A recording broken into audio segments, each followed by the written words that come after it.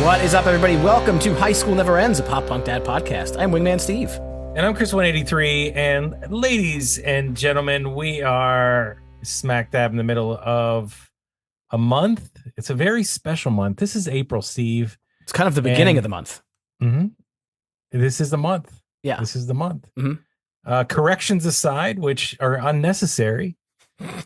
This is a brand new month, and this is something, actually, we're in the middle of a brand new beginning of a month. I will correct myself.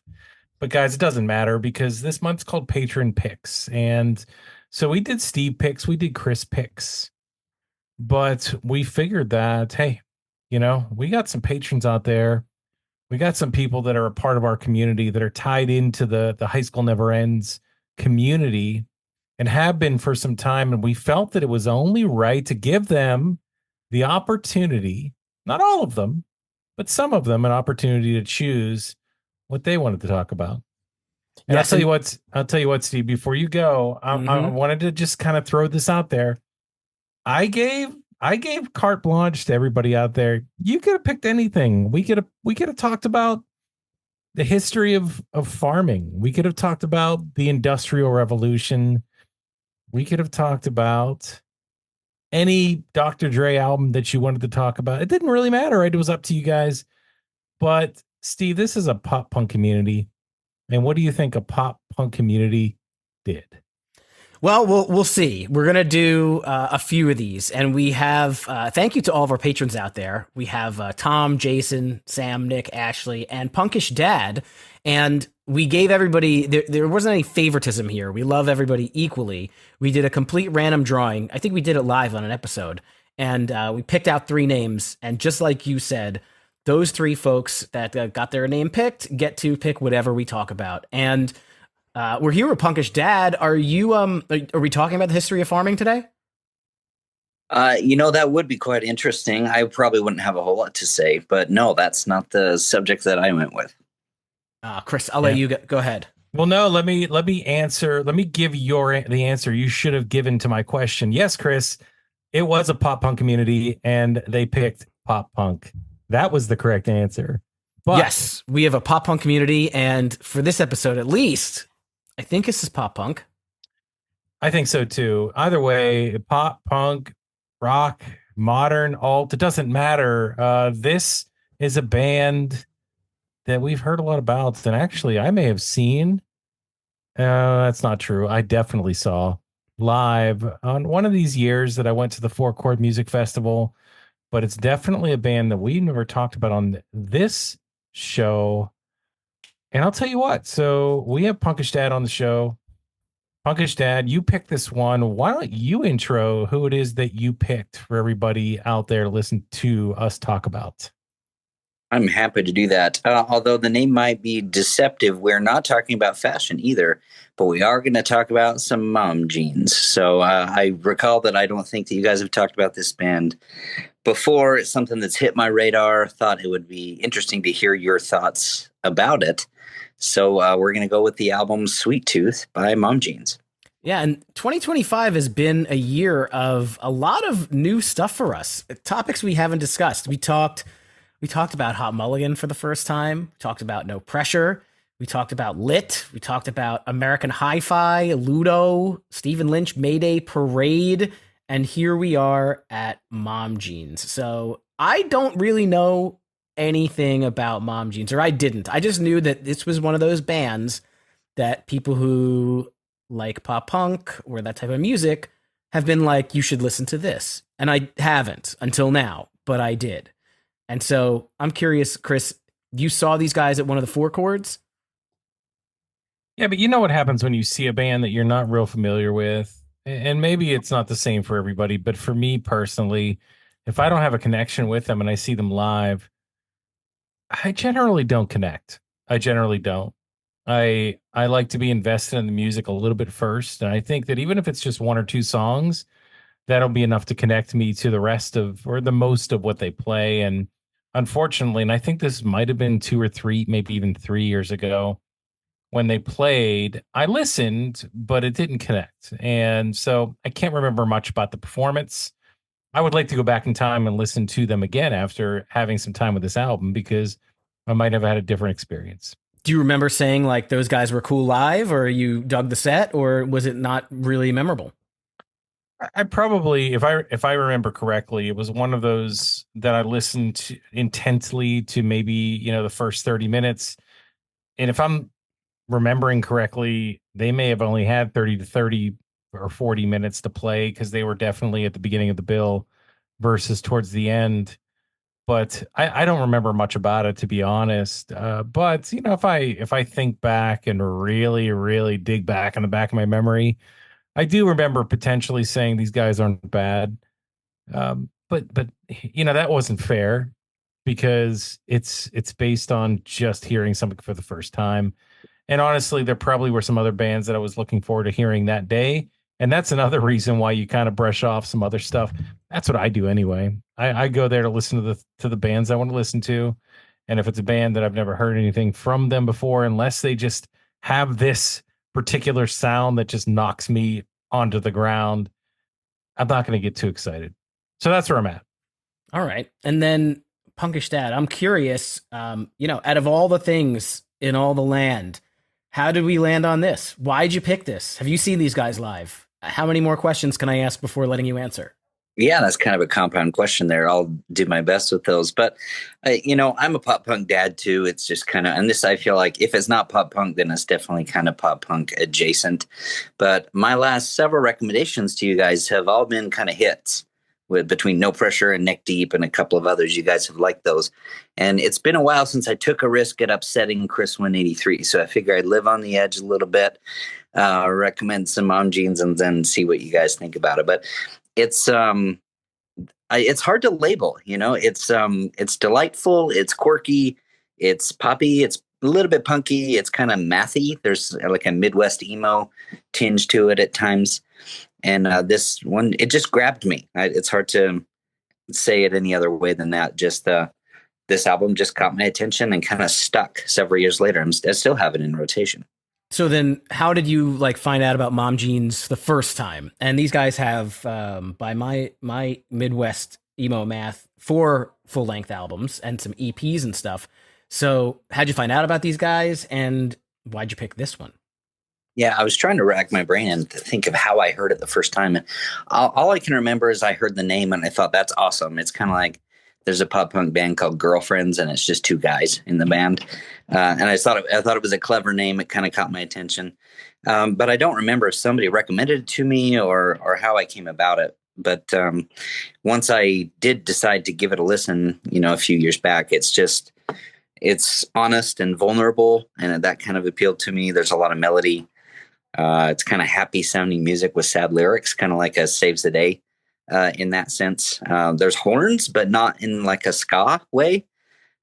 So it just has a lot of interesting and unique elements that caught my attention once I finally gave them a shot.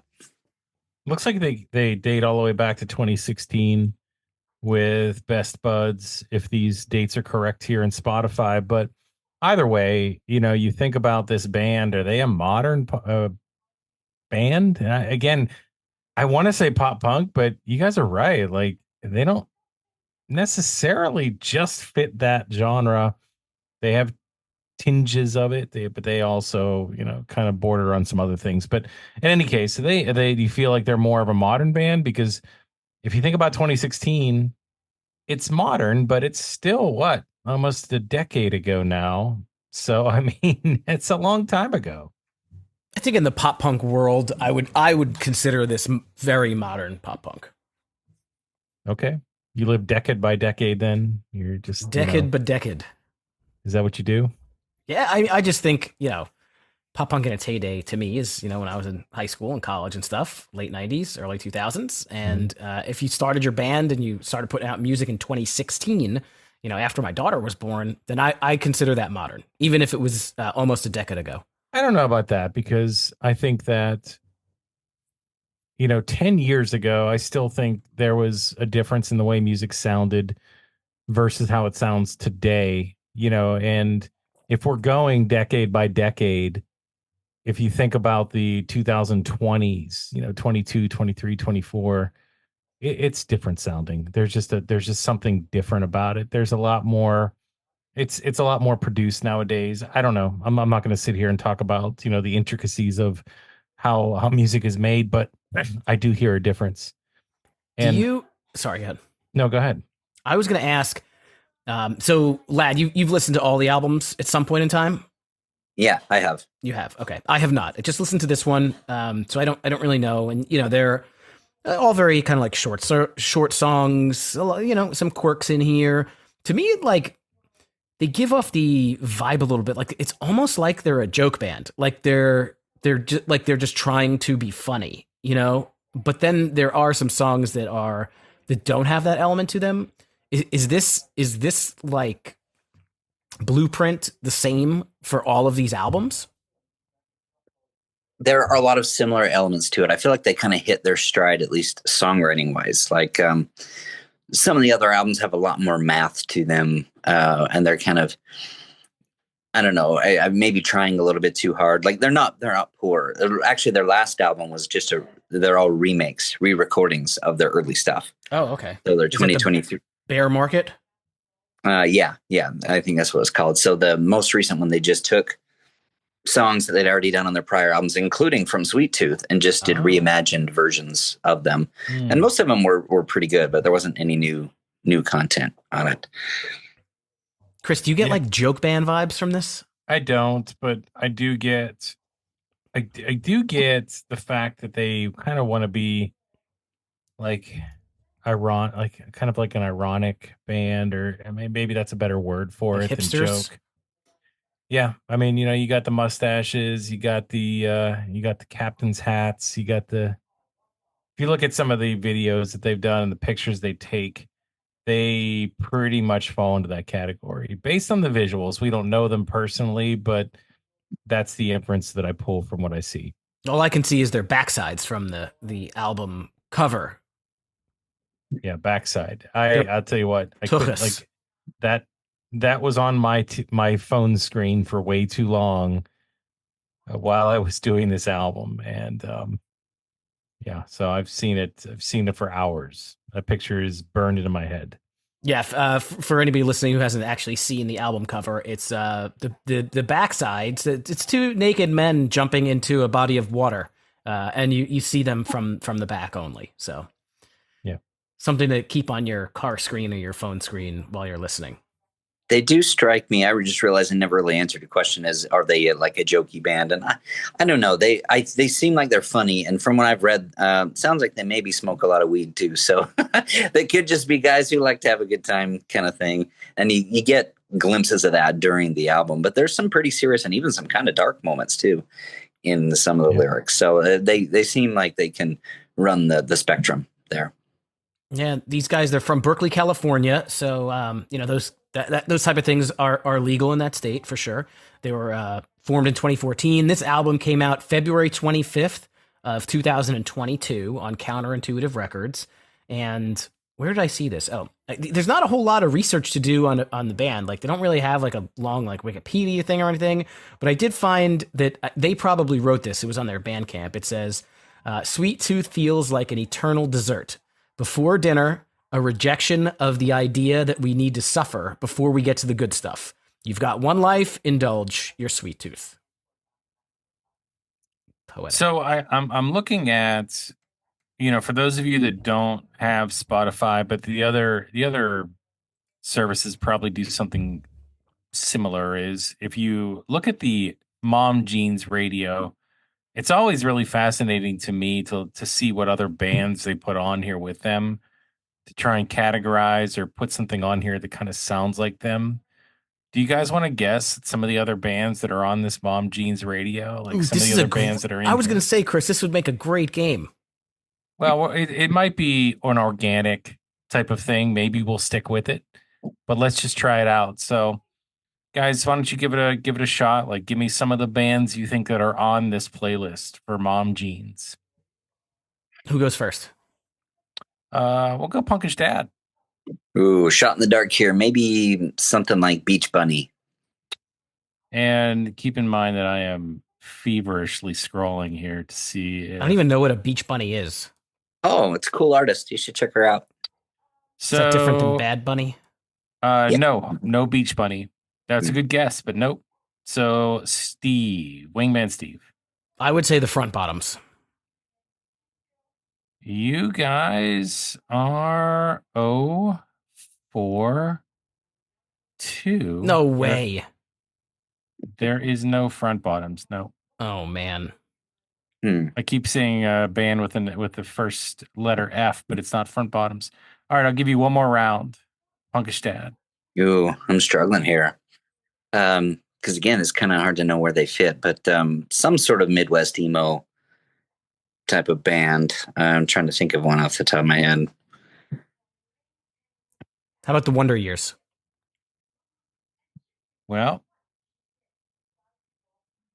I was giving you some extra time to think, lad. 0 for 3. Oh man. Well, without cheating or looking at anything, I don't know. I mentioned the band Girlfriends. Do they come up there anywhere? They do not. So let me give you a couple here. And I know everybody listening to the show out there is probably yelling their guesses. So let's see if you are correct. And I'll just kind of start at the top of the list. I'm not going to go through the whole thing, but I'll give you the first 5 that I notice here. So the first one, it's funny because Steve, you already mentioned them on this show. Hot Mulligan is one of the bands that's on this playlist. Next in line is Title Fight. Then we have Max Seal. I don't know never what that heard is. of them. You have several by Pine Grove. Do we know Pine Grove? I don't think so. I do not. Modern Baseball is on Oh, here. yeah, Mhm. that makes sense. And then one more that I know I've heard come up a lot is Origami Angels. So Mm. I'm really surprised the front bottom's on there. I would kind of put these guys in the same, definitely the same vibe as them. I know Spotify disagrees with you in this playlist anyway. Oh well. But it's cool. And so I'm going to go back and listen to more of this band. I want to hear what they sounded like earlier. And you know, I would say later, but I think you just kind of told us what that is. So maybe it doesn't matter, even though I love reimagining. So the one thing that I'll mention before we get into whatever we're going to get into next is that I like this band. I like this band so far. So far, so good because I love the way they get in and out of songs. Like they're in and out, and they're very effective with the short amount of time that they have in a song. So the songs are short. We talked about that, but they pack a lot into that small amount of time. And I think you guys, if you've never listened to them, you'd find that right away that you're like, wow, okay, that was only like a minute and a half, or it was only a minute and 40. Didn't seem like it, but it's a good it didn't seem like it, not a bad. So that's my initial overall impression of this band, you know, outside of any of the specifics that we're going to get into here. Cool. Should we get So- into the album? Yeah, let's go. And so, Punkish Dad, why don't you kick us off on the album here and talk about Something Sweet? Yeah, you'll find that they kind of kick off the album's theme here, and then we'll come back around to that in later tracks too. But you know, the album's called Sweet Tooth. They start out with Something Sweet. This one's catchy. It grabbed me right from the start, and then after they get through the intro, there's a really kind of chimey guitar riff sprinkled in that's kind of a little bit hypnotizing. And they do some gang vocals at the end, and their gang vocals are interesting because they're a little bit screamy, just a little, which is kind of an interesting way to do it. And overall, I think it's a strong start to the album. Kind of catches your attention, and they come out of the gate pretty quickly. I agree. I like the fluttery guitar. It's in the intro to this song, and it also pops up throughout. I thought it was definitely something memorable, and it stuck out to me musically. It's a song about hope, you know, longing for something sweet in a week that may or may not be that great. I know that we all could probably relate to that. Overall, a decent track. I think that it didn't knock me to the floor, but it was. But I don't know if this band does that. I don't know if there's many songs that really just slap me across the face and say, "Wow, you got to listen to this." Like you got to listen to this. I don't know if there's many. Maybe there's a couple, But this one again was a nice, solid intro, and that's pretty much where I'm at with this one. Steve. Yeah, I feel like the vocals for a lot of these songs, including this one, they remind me a little bit of Max Bemis, like kind of Max Bemis esque, like just kind of the voice, like it's lower and scratchier. It's not that like high pitched, typical pop punk vocalist sound like like Neck Deep or Mayday Parade. You guys know I've mentioned it before. I like dental references in songs because I have a day job in the dental industry, so I always get a kick out of don't mind if I end up with cavities, tasting bland, those kind of things. It's got a cool guitar line that, like, would you say fluttery or floaty, whatever it is, kind of reminds me a little bit of like Starting Line in some of their songs. The entire song is I'm calling it like laid back, kind of enjoyable rock. I don't think I would really moniker it as pop punk, but I enjoyed it. I do like that they mix in like a xylophone or whatever it is. There's some couple little like tones there towards the end, and I really did like this. I called it a semi scream, lad, at the end. I thought that was good, and they could do more of that. I always like a good mix of harmonic screams. That's always good for me. So Punkish Dad, you play more guitar in one day than we have played in our entire lives. How do you make that fluttery sound? How does that work? Yeah, that's a good question. It sounds like it would be simple to do because it's a clean tone. You wouldn't have any distortion. And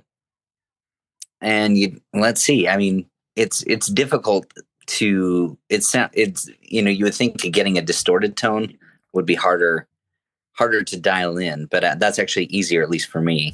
But getting one of those clean ones, you just want guesses they're playing the Stratocaster or Telecaster, so it depends on the kind of pickups you have, and your amp settings. I'd probably go with like a Fender amp too, but they're tricky for me. I have a harder time with clean tones getting the ones that I want to match an album than I do with the dirty tones. Okay, it's way more intricate than I could ever explain that, but thank you. That's really cool. All right, well, Steve, keep it going. Why don't you talk about what's up? What up, bro? What up, bro? That's what they say. What up, bro? What up? What's up? What's up? This one has a lot more streams than any other song. So I guess this is like the single or the popular one off the album. Like it's crazy, like way more. I like the song a lot. I thought it right before the chorus, there's this very like floaty part. If it's kind of like a pre-chorus, I don't know. A lot of their songs don't really have exactly like a traditional structure, but I like the line at the end of that chorus. I'll call it, I'm such a fuck. Like this song, and then it goes right into I'm such a fucking piece of shit and you hate me for it. Like the potty mouth kid in me like loves hearing that stuff and really enjoys it. I would say overall this one like really grew on me the more that I listened to it. The chorus is super fun and catchy. Not all their songs are like super catchy. This one I felt like it definitely is, and I got a kick out of how they just end the song with like the spoken word, like they break their singing and he's just like, I'm feeling lousy all the time, like just that one word that breaks the rest of it. I thought that was interesting. Yeah, I think the way the lyrics are delivered make all the difference here in this song. But one thing that stood out to me was when, and I know Steve and I generally disagree on when the chorus starts. We should have a t-shirt that says when the chorus starts or something like that, because we always have differing opinions on that. But I think the chorus starts at that high octave and then it kind of starts going faster. That's my chorus in the song. And I love it. I love when that starts and it goes all the way through to when Steve just sung it. But, I'm such a fuck. You're like, that's so funny. It just comes out of nowhere. Like, it just kind of throws that into the middle of a song, in the middle of all this other stuff going on. Kind of smacks you a little bit. It does. Makes you laugh. I talked earlier about how these songs don't hit you across the face too much. Like this is one of the ones that does in that way, in a surprising way. And I really like it. It's a fun tune. There's a nice pace to it.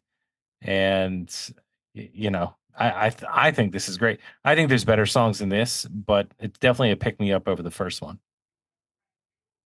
Yeah, PunkishDad. yeah, I like this one too. I come back to this one pretty frequently, and it's short. It's a moves at a quick pace. It does kind of there's those lyrics that kind of smack you in the face a little bit. It's the vocal cadence I think that gets me in this one. Just his delivery of it that kind of keeps going at an even pace, even when the music stops. He keeps going.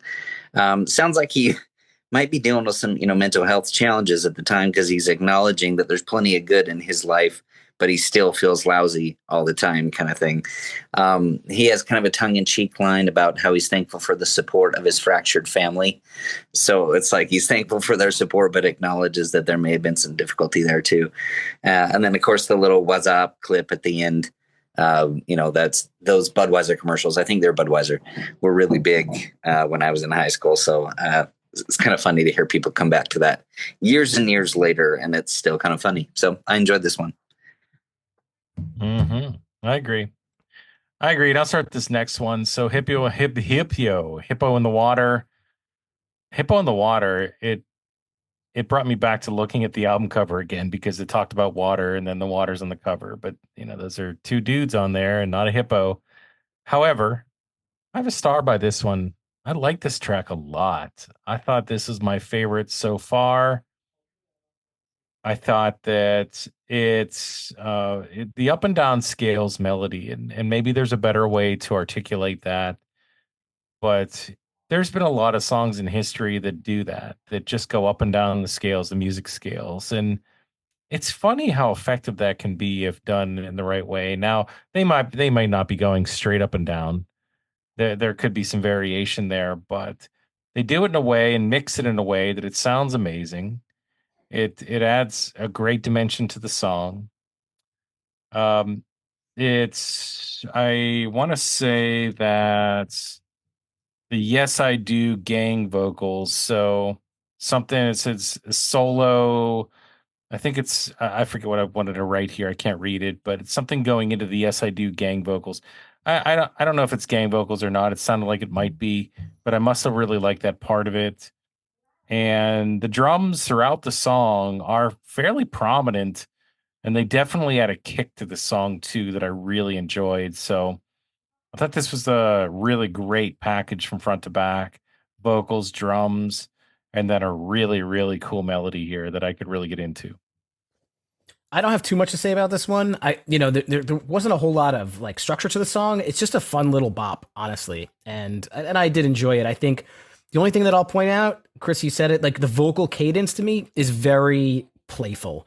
Dun, dun, dun, dun, dun, dun, dun, dun, dun, dun, dun, dun, dun, dun. It's kind of like not nursery rhyme, but it's just kind of playful like that. Like it's a kid's song, but it's not a kid's song. It's a grown up song, I think. So I thought this one was pretty cool.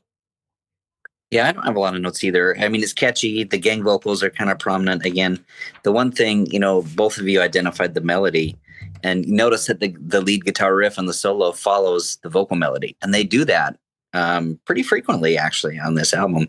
And why not? It works. If the vocal melody's catchy, have the guitar do it. It kind of changes it up, but it still feels familiar. And some of the greatest guitar solos that, at least some of my favorite, I guess, guitar solos out there, like you think it Smells Like Teen Spirit. The guitar solo is just following the vocal melody, really. But by changing it up, it makes it memorable. So they do that several times on the album. This is the first time we see it. All right. Go ahead, lad. Back to you for the next one. Yeah, I like this one. They start with that acoustic, kind of catchy intro. That's the thing. They are catchy. They're catchy songwriters. But then it breaks into, 100 miles per hour. The bass line really drives the tempo of it. This, again, the lead guitar riff mostly follows the vocal melody. Several of the lyrics stood out to me here. I'm not usually a big lyric guy, but a couple that stood out to me. If love makes you rich, then I'd rather be broke instead. As the months get colder, I'm less sober. And at the very end, where he kind of does this spoken lyric thing, like I'm going to give it my best shot. And this is where the horns, right after he says that, the horns make their first appearance on the album, and then they're kind of prominent after that. And I read that two of the main songwriters in the band, they grew up in the band playing trumpet and trombone. So it's them. They're kind of multi-instrumentalist kind of guys. So Wonder how that works live. Yeah, I don't know if they have to bring somebody out or if they just switch off to something and they only have one guitarist for a time. Well, you can't really play the drums and the trumpet at the same time. I don't think you can play guitars and a trombone at the same time either. No, so maybe they bring somebody out for it, or they use a backing track, or I don't know. I'd be curious to see how they do it live, but I haven't had the chance to see them. We should check on the YouTubes. You've never seen a one-man band before? They do it all the time. Oh, I've seen one-man bands. You have to have that thing that's on your head that has the trumpet kind of sitting there, and you can play it and the drums. Like the guy from Mary Poppins? Is there a one-man band in Mary Poppins? Yeah, the chimney sweep guy. He's got the kick drum and the accord. He's got a whole bunch of instruments. I think he's just a chimney. You talking about Dick Van Dyke? Yeah. He's just a chimney sweep. No, he also plays instruments. Go watch the original Mary Poppins. He sweeps chimneys. He's also a performer. I think he sings. I'm telling you, he has like he like kicks and the drum beats behind him, and there's a bunch of instruments. Post it in the Instagram, the entire movie, please. Do it. See it. Spoiler alerts for Mary Poppins 1928. I guess I'll pick up here. White Trash Millionaire. It's funny. I've referenced the front bottoms a couple times, and I'm just going to say it again. When they do the acoustic thing, it kind of gives off big time front bottoms vibes. And I just got to tell everybody that I am completely talking out of my ass. I don't really know much about the front bottoms. I saw them live like twice. I saw them open for Dashboard, and I definitely absorbed what they were putting out, but I've never actually like listened to them on record. So anything I say about them, just take it with a grain of salt, but I'll make it sound like I know what I'm talking about. But this one definitely gave off front bottoms vibes to me. It does kick in, as you said, lad. It kicks in very, very quickly. Not a huge fan of the chorus, but I liked a lot of the verses. I liked that out of nowhere, all of a sudden, okay, now there's horns. And I did also like his kind of silly, like stammering line. Overall, the song kind of middle of the road, not amazing, not bad. I thought it was pretty good. Yeah, it's middle of the road. But if you're out there playing the front bottoms drinking game, you're probably drunk by now. I said it like 3 or 4 times total. Maybe 12. I just had to listen. I had to let everybody in on the fact that I don't really know what I'm talking about. 12 shots is a lot, Steve, for a human being in not that long of a time. So let's be real. We should do an episode where we take 12 shots and see what we sound like. Yikes. No, I'm not doing that, but I'll definitely cheer you on. This one that has the slow to fast intro. That's really the only thing that I kind of liked. It just the melody here didn't connect with me. I didn't get into this one as much as the previous 3 that we just talked about. Like you said, middle of the road track. It had promise too, and I think it might have been just that beginning part. Like I really started getting into it from the start with the way that it shifted its tone or shifted its tempo, and I just couldn't get it from there. So I guess you can't get them all. Okay, I guess I'll kick off on Circus Clown here. This one it's mostly a slow song, right? Not like the last one where it's slow and then it speeds up to 1,000,000 miles an hour. But this one is a slow song with cursing right from the beginning. Problem is that I don't care too much, either that or I just don't give a fuck. There are some very cool electronic effects. I don't know exactly what they are. And then the chorus in this one, to me, it's like it seems like it's very low key, but I think this one was really good. I enjoyed Circus Clown a lot. I even put a star next to it, Chris. Sweet. Yeah. How about you, PunkishDad? I like this one. The tempo gets kind of mathy in the chorus. They do some kind of interesting stuff with time signatures and just switching up tempos and they leave space between notes. Yeah. And I think that makes it kind of catchy. So is that what like mathy kind of means, is messing with the tempos and the time signatures and stuff? Yeah. And Midwest emo is kind of famous for that. And it's complicated, fairly complicated musically, but also makes it hard to dance to sometimes. But they have kind of the synth in the intro that kind of sounds like horns, but then the horns actually come in later. There is an interesting video for this one. I don't know if either of you had a chance to check that one out, but that's kind of fun too. But there's just one line in this that I wrote down. Doing nothing is better when I'm doing it with you. Simple, but memorable line. So I like this one quite a bit. Do you describe the video? Is it anything fun? It's kind of fun. They're dressed like clowns. Okay. Because it's circus clown. I saw, like, Chris, you probably saw it. When you listen on Spotify, sometimes there's like a video loop. It's not the actual video, but it's probably taken from the video. So I saw that. Yep. Mhm. Yep, that's what I saw too. And I could see that ironic nature of what they're trying to talk about, because it's obviously a metaphor for clowns and just a circus of his life, right? But they're dressed like clowns, so you get it.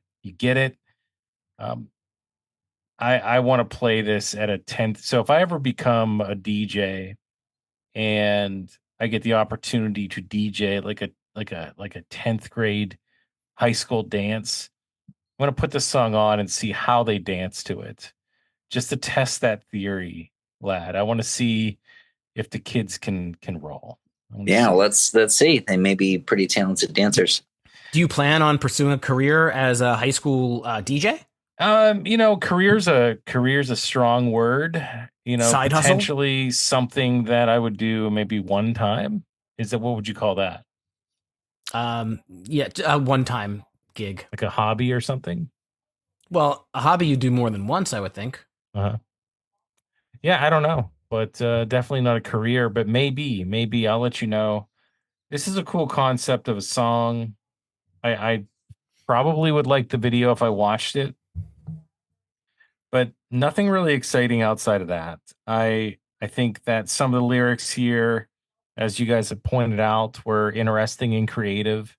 Well, catchy, good use of profanity here that I thought was it hit. It hit in all the right spots, but I don't know. The clown references too were decent, but the music I couldn't get into as much. So wasn't bad, wasn't great. And I think I'll kick this next one off, but I gotta flip my book here to do that. Sugar Rush. Isn't that the name of the game in Wreck-It Ralph? No, you're thinking of Candy Crush. No, Sugar Rush is in Wreck-It Ralph. I think so. You know what I did? It's funny because I just called it Sweet Tooth again. I don't know why I did that. That's the name of the album. It's not the name of the song. I probably was just thinking about something else, but it is Sugar Rush. I think that has something to do with Candy Crush, even though you don't believe it does. But this one has pianos and clapping, so that's a recipe for disaster. But it does have a great chorus, and plus, like, the tune post-chorus with the horns and the solo, I thought all that was phenomenal. So, like, to me, like, I guess at the beginning I was kind of down on this one, and then once they get to that chorus part and the music kicks in and that melody around that time, then you get to the post-chorus, it becomes a little bit more instrumental. I love all that. I think they do a great job salvaging this song 1,000% times over. So I don't really know how to rate this one. I really got into it, but then I really didn't. I'm not sure. Guys? Go ahead, lad. Well, Chris, you beat me to it, but I wrote down clapping, Chris, because I figured you would have something to say about it. One of the lyrics that stood out here, this feeling that my bones might jump out of my skin.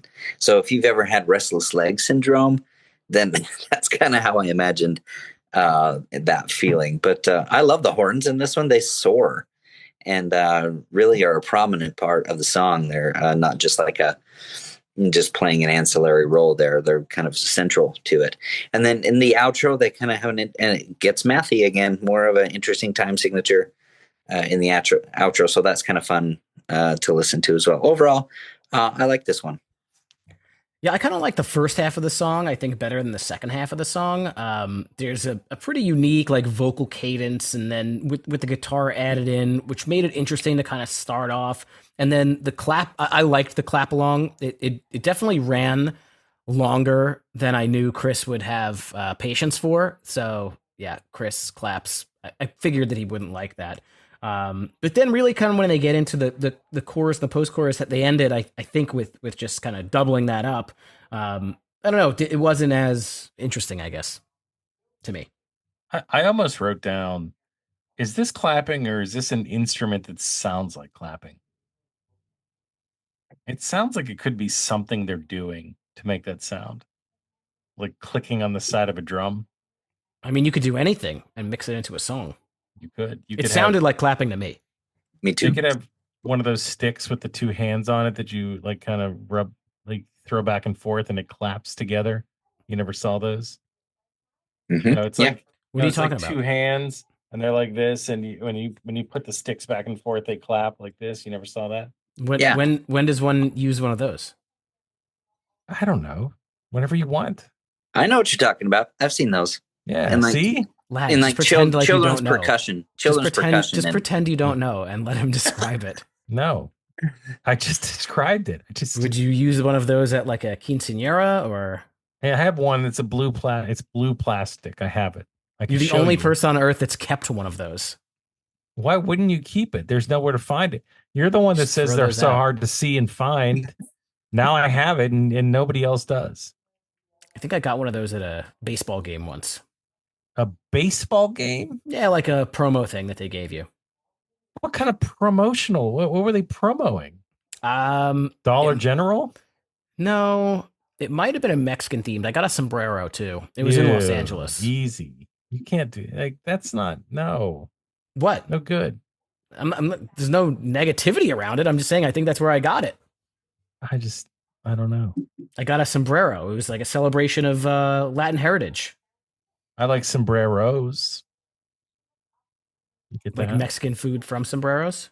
Yeah, like Just Okay, because. is it okay if I say Mexican there? Are you familiar with Blink 182? Do you have you heard any of their songs? The Blinks.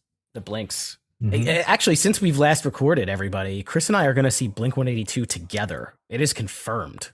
We are going to see Blink 182 together. That's pretty big.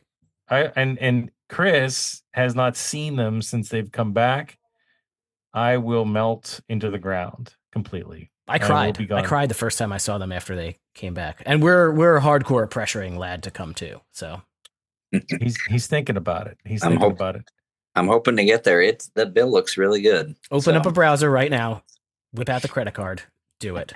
Not to get on a tangent, but I am not moving from that spot. I don't care if there's a rainstorm. I don't care what happens.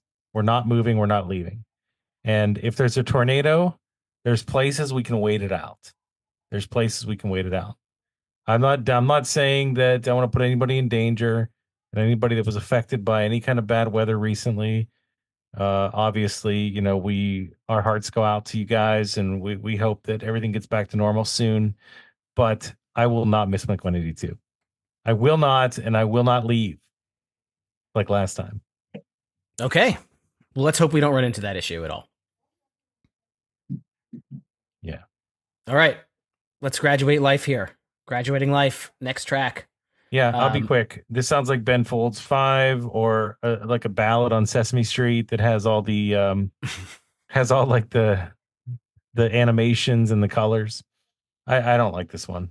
No bueno. I thought this one was okay. I mean, yes, it's a slow ballady song.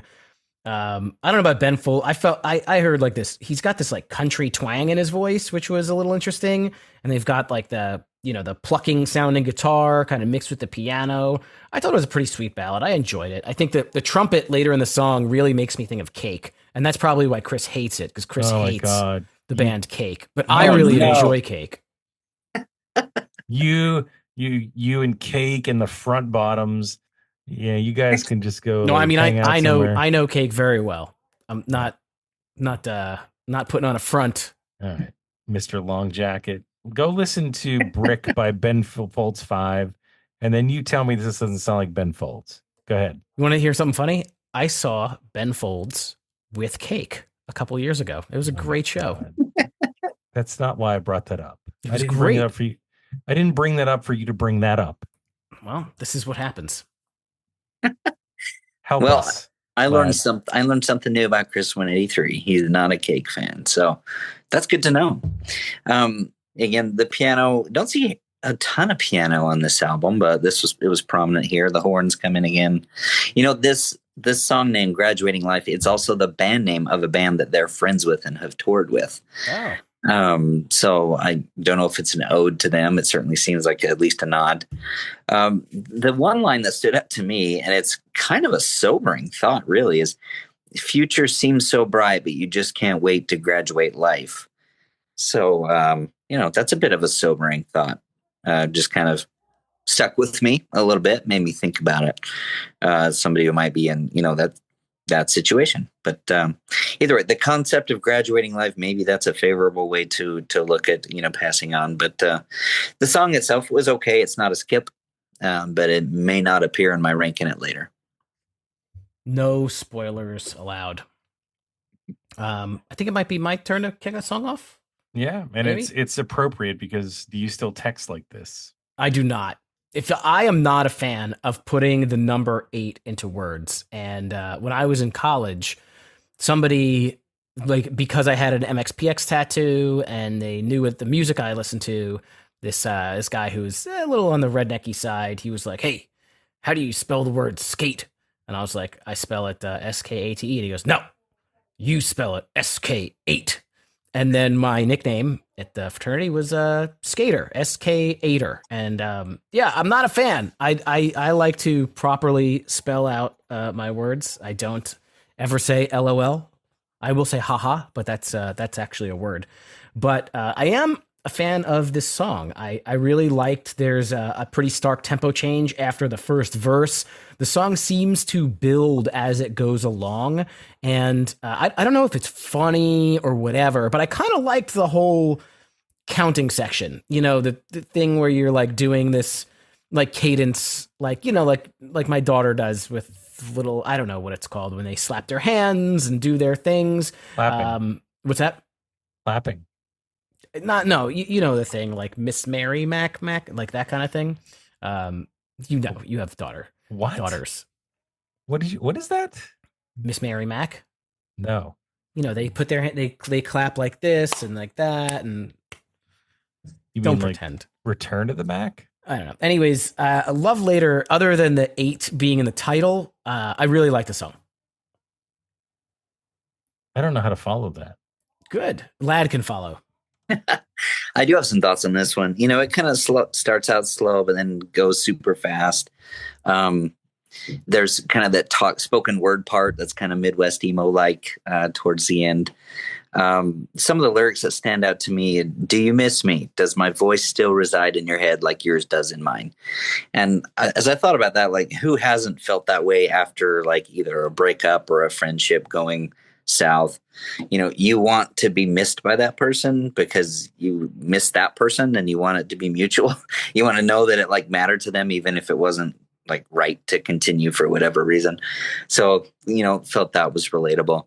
Another line where he says, "I'm still just as angry, but now I've got no outlets." Mhm. So that one stood out to me too. So overall, fun track and some memorable lyrics for me.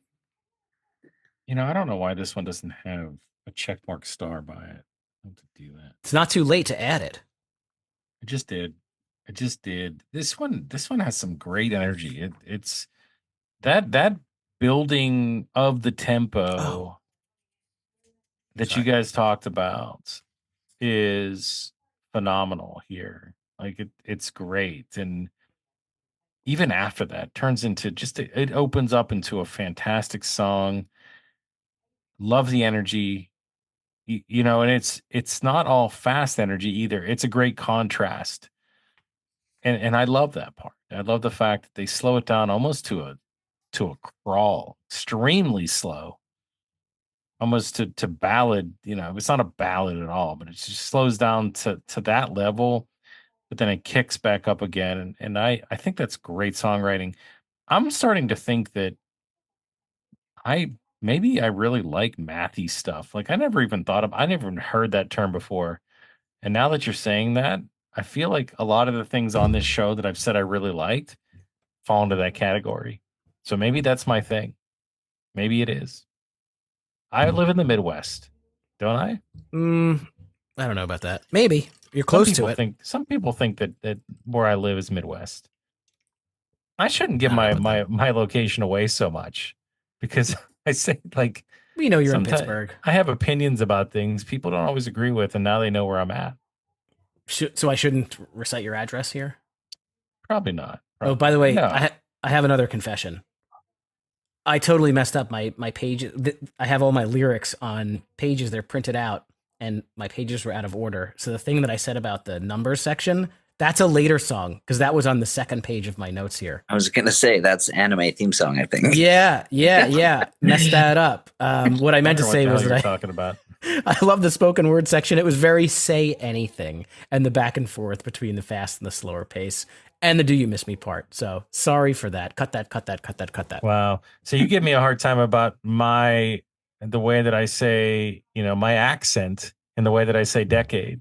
You give me a hard time about my accent from where I live, but I can't give you a hard time about completely screwing this thing up. Oh, I admitted it myself. You didn't even call me out. And that wasn't your accent. You just fumbled the word. That's all. It was my accent. That's how I talk. No, I never make fun of how you actually talk. I just make fun when you mess up words. That's the history, my family history, the accent that I've been passed down throughout the ages. That's how we say it. You're making fun of my accent. How could you? It's not his accent, people. That's not fair. There's nothing I can do about that. I've known this guy for over a decade, and he has never said the word that way. That's not fair. Like, there's a lot of other people out there that say it just like me. So you're going to have to face them eventually too. Okay. Well, sorry, guys. Sorry. Picked on you. This has really brought this show down. The hate my way. This show has hit rock bottom. I don't think there's any way up from here. But I admit to my mistakes. When I mess up, I want to clear things up and point it out. Well, talk about Crybaby then. I started this one. I think Lad can go. No, I want you. No, I'm talking to you. I want you to start this one again. Why me? Because we're not done. We're not done. I'm just gonna hang up. Bye. Okay, Crybaby on the phone. Yeah, this is an interesting song. The why in the very beginning, super, super hectic, screaming and weirdness. They do kind of have that, up and down cadence. Also a little bit of that, I don't know, we always argue about this. It's like 50s, 60s kind of vibe to it. Yeah, that's why you wanted me to start, so that you can bring up a sock hop or something. I love the RAV4 line. I loaded all my stuff in the back of Brandon's 2011 Toyota RAV4. I kind of thought the specificity was really fun there. I don't know. I'm a little bit mixed on the song overall. Like, it's not that it doesn't work. It works just fine, but it didn't really have anything that was really catchy to me. It didn't hook me in. Go ahead, Lad. Well, I wrote down that this one was pleasant and that it feels a little bit Weezer-like in that it's kind of mid-tempo, kind of heavy guitars. You think of the chorus to the Sweater Song or something. It's very kind of slow on the drums, but heavy, distorted guitars. I also wrote down the 2011 Toyota RAV4. I love how specific that is for no reason. But also, the first time I was listening to this, I used to drive a RAV4. So I was sitting in a RAV4 and I heard that line and I thought it was funny. And then in the outro is just like some dudes horsing around having a good time. Mm-hmm. And it seems like they're just kind of fun guys. So overall, it's fine. It's a pleasant song. But, it was just fine. I enjoyed it. Yeah, very, very 50s doo-wop sock hop for sure. Doo-wop. It's doo-wop sock hop. Sure. It's the doo-wop sock hop. Okay. You hear how that kind of flows together when you say it like that? It does. You should DJ the doo-wop sock hop. But I don't have Chris's doo-wop. That doesn't really flow together. You can come up with something. Pops doo-wop. How about Pops? Pop's doo-wop sock hop. Well, maybe when you're a grandfather. They don't call me Pop, though, so that doesn't make any sense. You'd have to be a pop punk granddad for that. Oh, Pop Punk. The Pop Punk doo-wop sock hop? Doo-wop sock hop. That could be our company. Like Poo Poo Butt Incorporated? I just named our company. Hey, you could be in or out, but you're missing out. Are we gonna I'm make giving money? We have to make money to have a company. I'm giving you the opportunity to join something special from the bottom floor. This is going places, my man. And you're either in or out. And that's Listen, really the end of it. Jim Halper taught me that when Dwight Schrute ever asks you if you're in, you accept. I accept. Are you saying I'm the Dwight Schrute of this show? I didn't say that. I'm just saying I've been taught to accept. You absolutely did. You just said it. You said plainly. It. You said it. I don't think I have any other notes on this song other than that. It's funny. Yeah, no, I do have another thought, and it's not even sock hop related. Which I had a question about a sock hop. Just kidding. I know that was going to get you mad, but it's funny that these songs translate so well into modern times. So many bands do this style, especially like pop punk-ish type bands. I've heard this, maybe not like post-hardcore bands, of course, but there's a lot of bands in this genre that do this type of music or have a song that kind of goes in this direction. And we've talked about it so many times throughout the course of the show. And it's cool the way that it works. So I don't know. I don't mind it. I hear the Weezer-esque too. Maybe not as much as you do, but now that you said that, it did strike that chord. So thank you. I appreciate that. But I didn't have a check mark or a star by this one. I didn't think it was anywhere close to my favorite on the album, but it had some charm. All right. And I will I'll kick off the next one because even though Steve already gave his thought process on I this gave one one portion of this.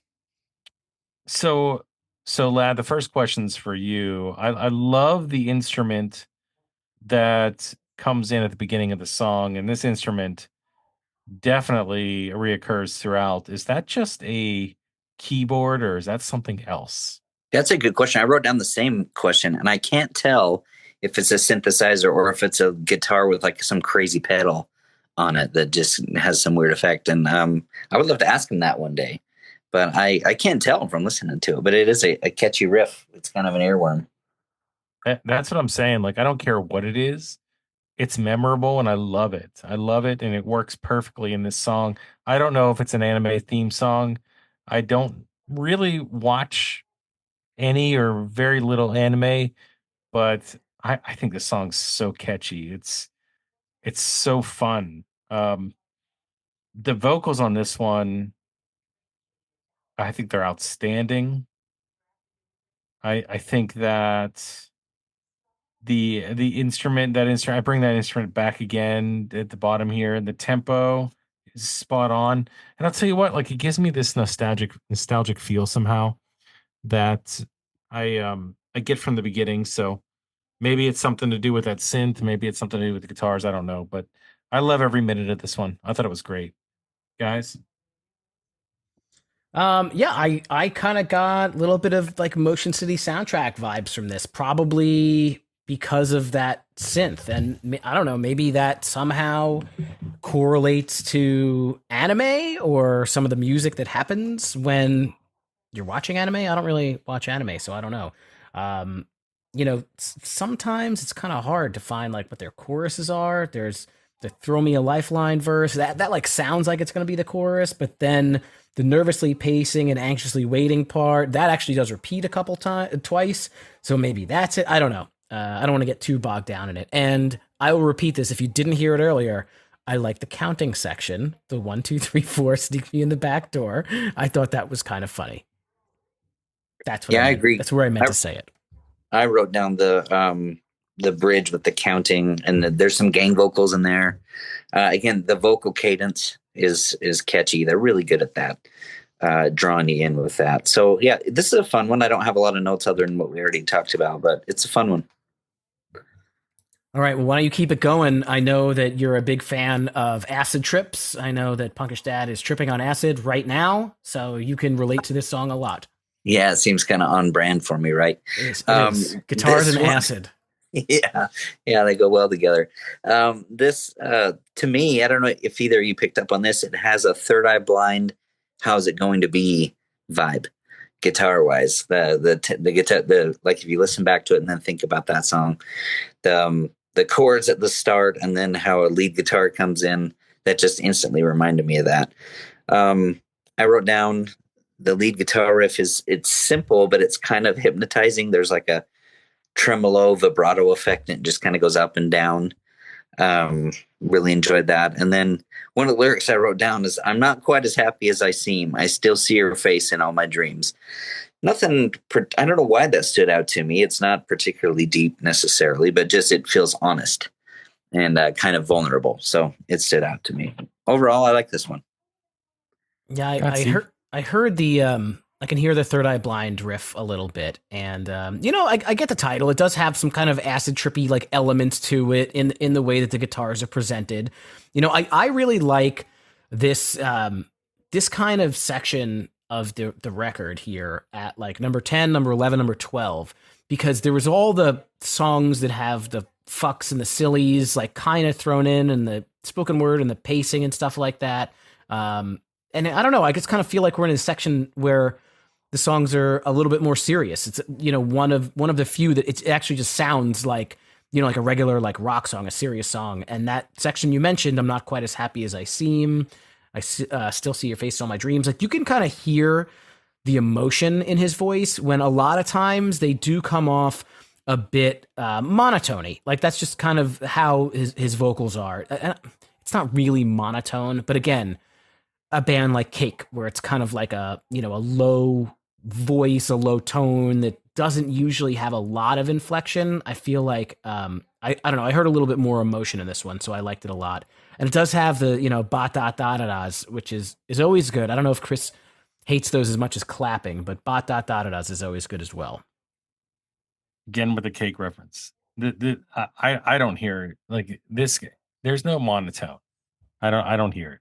I don't. I think this guy has a lot of character, of inflection. I think that it's the guy in Cake. He like goes out of his way to be monotone, like that's his shtick. This guy I don't think does that. But again, you hear what you hear. I get it. But I want to be positive here because I agree with you. I agree with you on this section of the album. I think it's phenomenal. I think these 3 songs in a row here, they really get it in terms of music. And this one's no different. Like I like this one even more than I think this is a step above Anime Theme Song in a lot of ways. Instantly connected with the melody. It's very smooth, floaty at times, great melody. Love the reference, lad, with Third Eye Blind. I think you were spot on with that. I hear that for sure. I think this is better than that too. As much as everybody likes, how's it going to be? I thought that one kind of graded a little bit. I graded a little bit after, over time. But, I know for all you Third Eye Blind fans out there, don't worry. I like the band. But it's just the right amount of distortion on the guitar. It's just the right amount of everything. This is an amazing song. And I would recommend this to anybody that would want to listen. So I'm a fan. Chris, keep it going. 10 minutes. Yeah, 10 minutes. Tell you what, I pulled you're not gonna love this reference, but that beginning guitar or the beginning sound of this track, very, very Fleetwood Mac-ish to me, like in the way that it sounds. And that said, it's just another amazing track musically. Those drums during the chorus, the constant hits of the drum over the vocals, top notch. It's so much energy, puts you in all the feels. It enhances the sound, the percussion that is so pronounced. I love that choice. I think it was fantastic. So great music here again. Love the 70s, like the Fleetwood Mac sound that this song kind of brings, and mix that with the modern flair. Everything good. I love this song, guys. Go ahead, lad. Yeah, I wrote down that that at the first, that guitar, that arpeggio type of riff, it's kind of hypnotic. It draws you in because it just kind of repeats itself, but it's catchy and draws you in. This is another one where the lead guitar and the guitar solo both follow the vocal melody. But again, I love that. It's effective. It's effective songwriting. I like the chorus the best, I think, here. But I wrote down, this is a man who has lost someone. That was my, in some way or another. He's hurting, and this is how he's coping with it. But very effective song. Made me feel something. The gang vocals and the outro and kind of the abrupt end. There's an appeal to that, and just good songwriting. Yeah, I really enjoyed this too. I like the slow pace kind of guitar and drums. It's very chill before you get to the chorus, which is quite big. And, it's not that often that you have an album like this where there's this stretch where, you start off with a lot of the fuck shits, and then there's just these like handful of like straightforward, really good tracks, like right by the end, which is actually pretty cool. And then we have a callback with Teeth. PunkishDad, why don't you bookend it? Yeah, I think this is a good closer. It has kind of, I wrote down, it's almost a Jack Johnson like tune. That main riff kind of reminds me of Banana Pancakes or something. But notice how the name of the album is Sweet Tooth. The first song is Something Sweet, and this one is Teeth. And they talk about, one of the lyrics is talking sweet. So they're kind of calling back to the album, kind of closing it out that way. I think the horns, again, are really good in the bridge of this one. The horns actually made me feel something, which usually horns just make me happy. They're just kind of a happy sounding. But in this case, they can make you feel a little melancholy. And it's fun that about half the songs on the album actually have horns. But also they kind of end this song a little bit abruptly. They don't resolve the chord progression. And I love the way that they ended it. So very effective closer. I liked this one. That's the maths. Is he singing about somebody? Is the guy singing about somebody with no teeth? I don't think it's literal. But yeah, I mean, those are the words. You've got no teeth. You were just talking sweet. But you were everything to me, and now you're just cavities. So it's metaphorical, no teeth. What's a metaphor for somebody with no teeth? I don't know. I'm sure you guys have had those dreams where your teeth fall out. That's horrible. I've heard the phrase, like, if something has teeth to it, then it like, I don't know. I think of like a legal contract. If it has some teeth, it means like there are some consequences. Like there's something that can negatively affect you if you aren't paying attention to it. And so I don't know if that's part of the metaphor he was going for there. But if you got no teeth, you were just talking sweet. Kind of like, oh, you're not threatening. I don't know. Could be wrong. Okay, I get that. I just see it as somebody with no teeth. Chris, you never had a dream where your tooth fell out? I've never had that dream. No. Wow. Lad, you've had that dream, right? No, can't say I have. Are you kidding? I mean, it's supposed to be, if you have a dream like that, it's supposed to say that you're like anxious about something. Maybe it's more common if you work in the dental field. It's possible. Yeah. I don't dream. I don't have any dreams. You don't dream? No, I don't. This is why you have no soul, Chris. And nothing ever dreams. I don't ever see anything. Wow. I'm sorry. Why? I guess that means you don't have any nightmares either. Like your teeth falling out. Why do I need to dream? What's the difference?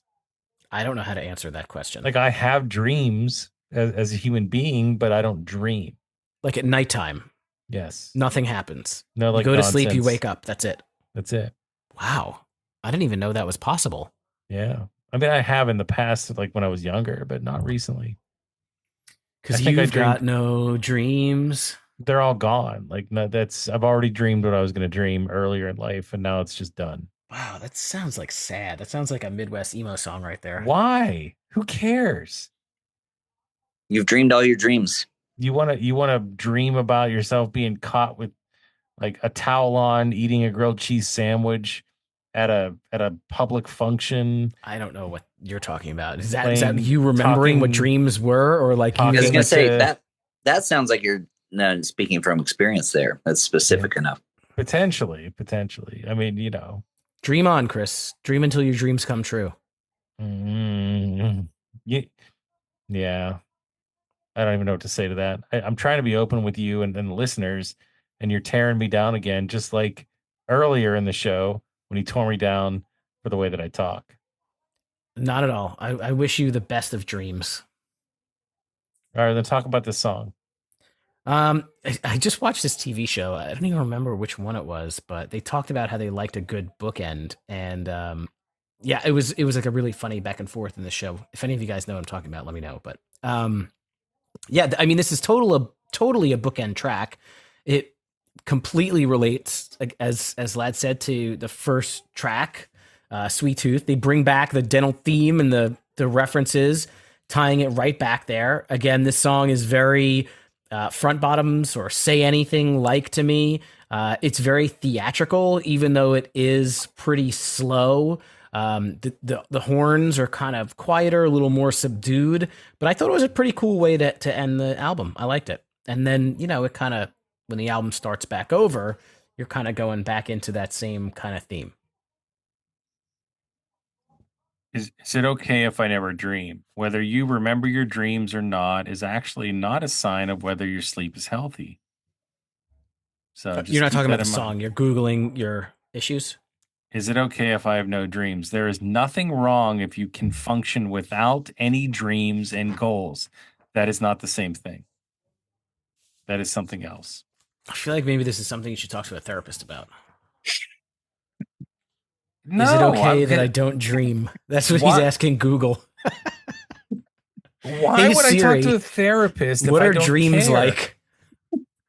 I'm not worried about you need to talk to a therapist about my lack of dreaming because you're the one worried about it. I not talk me. to a therapist about your problems all the time. Trust me. Well, that's what keeps them in. You don't give me any of the cliff paid. notes, so how do I know? I don't know. I don't know what you do.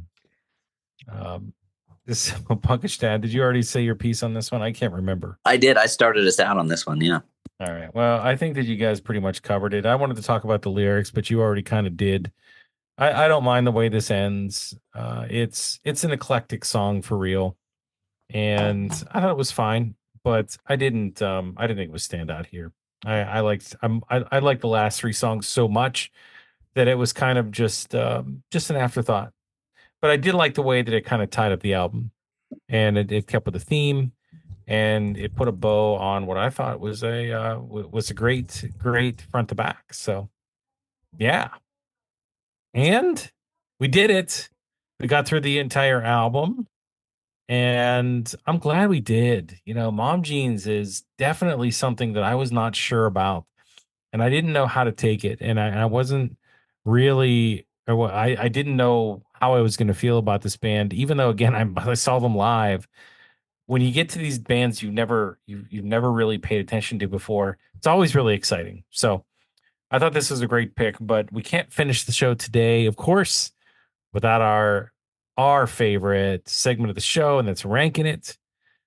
Ladies and gentlemen, for ranking it on the show, High School Never Ends, we rank our top 3 favorite songs off the album we talk about that day, unless we're talking about something else, which we're not. But we always let our guests go first. So in order from 3, 2, 1, PunkishDad, what were your top 3 tracks off this album? Yeah, this was tricky because I don't have too many that, like, I like the whole thing. And I like them all fairly equally, but there's not like certain favorites really. But if I had to pick some, since I'm forced to in this case, I went with number 3, White Trash Millionaire. I like that one. I think it's fun. Number 2, Circus Clown, because it's the one that tends to stick in my head the most. That kind of cadence in the chorus. And number 1 is What's Up, which is their most streamed song, and it's just probably the first thing that caught my attention about this band. So there they are. Okay, this is going to be a very, very different approach, I bet, because my 3 do not match any of your 3, and that's okay. I had some second thoughts as we were going through this list, and I'll tell you that I added that check for Love Later, and I wanted to include it, but I'm not gonna. I'm going to go with my gut in my initial top 3 that I came into this show with. So number 3 was Hippo in the Water. Number 2 for me was 10 Minutes. And number 1 was Tie Dye Acid Trip. I thought it was the best song on the album. Steve. Yeah, we're gonna have quite the eclectic mix here, and I kind of had to cheat a little bit. I'll explain when I get to it, but I went number 3, "What's Up," which is again their most streamed song, and I thought it was very catchy. I liked it a lot. My cheat here is that there were 2 songs in the like more serious latter part of the album that I couldn't decide on, but neither were my favorite song, but I kind of liked them both a little better than What's Up, so I kind of gave like a tie on my number 2 to Anime Theme Song and Tie Dye Acid Trip because I like them both equally. And then I went number 1, Love Later. I think that was my favorite song on the album, even though I got twisted around by my sheets of paper here when I was trying to speak about it. That one I like the best. It is eclectic, but that's okay. And I think that goes to show that this album has a lot to offer for a lot of different people, a lot of different tastes. Punkish Dad, I think you hit maybe another home run here. Wow, I'm frankly a little surprised that that you in particular liked it, Chris. But I'm pleased. Why? Why would you say that? I'd love to know. Well, I thought it was just maybe a little too modern and too quirky, and that maybe you would, maybe wouldn't be your jam. But some of the modern stuff is hit and miss with you. But I'm glad that you did like this one. You say that, but do you remember that I like Weezer, and that's like the picture of quirkiness? Come on. That's true. Quirky. And and Hot Mulligan too. So it's in there. If you wanted to pick something that would have annoyed him, you should have picked Cake. Yeah, well, I didn't know that prior to today. Now I'm regretting maybe a little bit my choice. Well, I'll tell you what else is a choice is usually Steve likes to play this game. Steve, do you have a game for us? I mean, I could play the game, but they only have like 3 albums, so I don't know how fun the setlist game would be. Do you guys want to play? I have it here. Well, I have a setlist game too, but let's play yours and then we can play mine. Let's just play yours. Let's see what you got. So I alluded to it earlier. I alluded to it earlier in the show that I saw these guys at Four Chord. As it turns out, I saw them at 2022 Four Chord Music Festival. That was the first year I believe I went. I don't think I went in 21, but I can't remember. In any case, they did a 11-song set. I would like to know, off of this album that we just reviewed, which songs did they play? Is that open to guessing? So we will go back and forth like we always do in the setlist game. Even though this isn't my game, I'll play by the rules that are set forth. And Punkish Dad, you can kick it off. I think for a live show, they might have tried Something Sweet. That is correct. Something Sweet was the second song that they played on the set list. So good guess. Well, I'll take the easy one since you picked the album, lad, and I'll say What's Up. They played that one for sure. And it's funny because that is correct. And What's Up was the number 3 song that they played. So they played 2 in a row. Okay. You guys are on a roll. Keep it going. I could see Hippo in the Water being a fun live song that would get the crowd going. And you're either looking at what I'm looking at or you're very smart. Hippo in the Water is the next one that they played in order. So number 4 on the set list. So it seems like they're playing the album in some sort of sequential order almost, which would lead me to guess White Trash Millionaire. So it's correct, but it's not in order. So That was number 7 on the set list, and they did play it. Keep it going. Let's go with, I hope they played Tie-Dye Acid Trip. So this is the first strike that you guys got. So strike is number 1. And that's okay. You got 2 strikes left, and I think you're doing great. So keep it moving. How about Circus Clown? Yep, that was on here. It was number 6. So now you got tracks or songs number 2, 3, 4, 6, 7, and just to put a little bit of a little bit of a context on the question or on the remaining, there is one more song that is off this album that they played. Mm-hmm. Hmm. And you have 2 strikes left. We only have 1 strike. Oh, left. 2 strikes left. Oh, yeah, 2 strikes left. Shoot, I may get us another one here. Let's say Love Later. I'm sorry, that is strike number 2. Good guess, though. Hmm. Now you have 1 strike left. Yeah. Okay, last one. I'm going to guess 10 minutes. I am sorry. You guys did so good to start. You guys were on a roll. I would say that you still should get some kind of parting gift or, set of knives or something or whatever they give people. But the one that you missed was actually the 8th song that they picked for the set list. It was Cry Baby on the Phone. I would not have guessed that one. They also did Shred Cuz, Pickle Bart, Death Cup, Sobs Quietly. And they opened their set list with Edward 40 Hands. Okay. Older stuff. Yeah. Mm-hmm. Awesome. Well, we obviously haven't listened to most of the Mom Jeans discography, but Lad, you picked this one, so I'd assume that you think it's the best. Any other thoughts on the other ones, or? Well, I feel like they showed promise. It's like any band, when you listen to their early albums, it's like, okay, there's something here. You maybe haven't figured out the whole formula yet. But this is where they hit their stride as songwriters.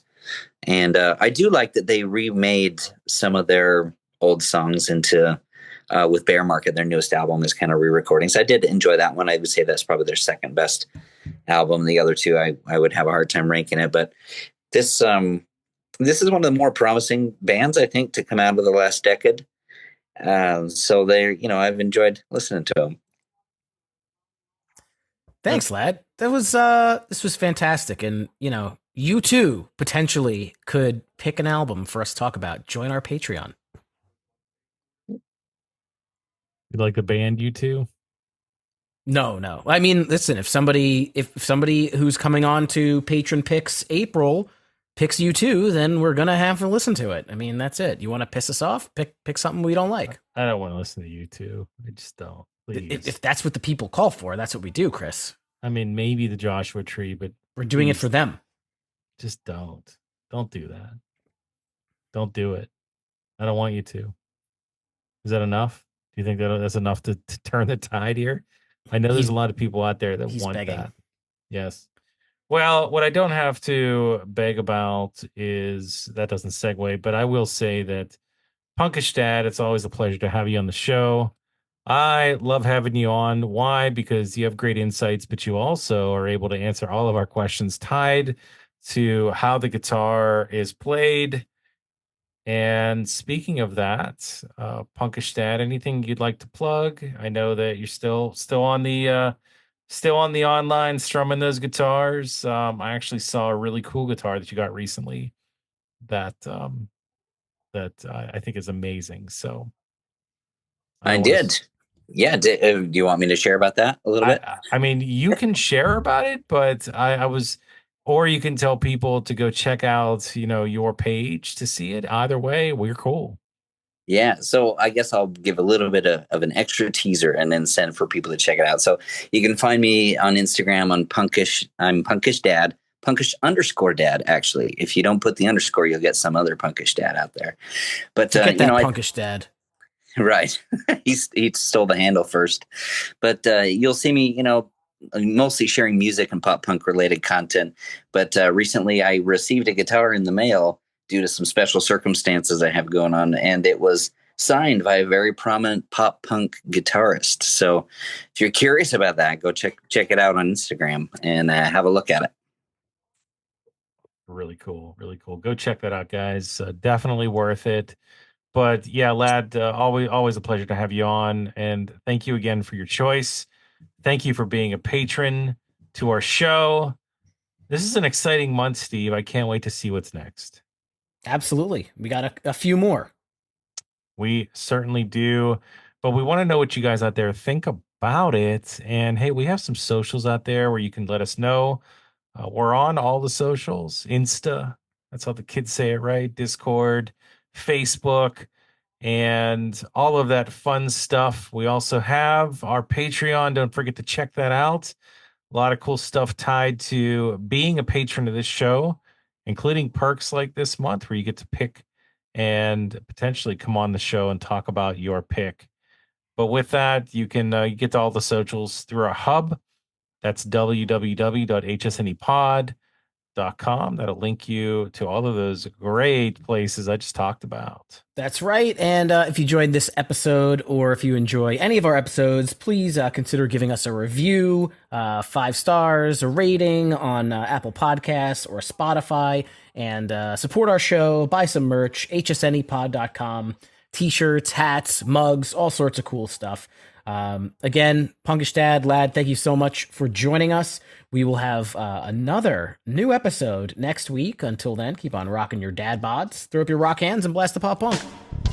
If you're enjoying this podcast or any podcasts on the Dragon Wagon Radio Network, be sure to check out the Dragon Wagon shop.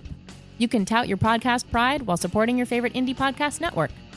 Make sure to check it often for new items and limited time designs.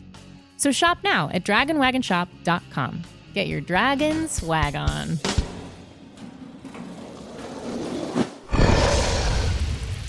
It's Dragon Wagon.